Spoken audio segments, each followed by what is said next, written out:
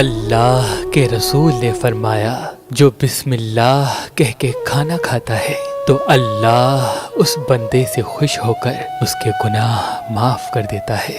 امام علی علیہ السلام نے فرمایا جو بسم اللہ کہہ کے کھانا کھاتا ہے یا پانی پیتا ہے تو اس غذا میں جو بیماریاں چھپی ہوئی ہوتی ہیں اللہ اپنے نام کی برکت سے ختم کر دیتا ہے۔ بی بی سیدہ فاطمہ الزہرا سلام اللہ علیہا نے فرمایا جو بسم اللہ کہہ کے کھانا کھاتا ہے اللہ اس کے رزق میں برکت پیدا کرتا ہے اور اس کی آنے والی زندگی خوشیوں سے نواز دیتا ہے۔ امام حسن علیہ السلام نے فرمایا جو بسم اللہ کہہ کے کھانا کھاتا ہے اللہ اس کو 70 نیکیوں کا ثواب عطا کرتا ہے۔ امام حسین علیہ السلام نے فرمایا جو بسم اللہ کہہ کے کھانا کھاتا ہے تو اللہ اس بندے سے مخاطب ہو کے فرماتا ہے اے میرے بندے مانگ کیا مانگتا ہے، مانگ کیا مانگتا ہے۔ اگر آپ شادی کرنا چاہتے ہیں لیکن آپ کو اچھا رشتہ نہیں ملتا،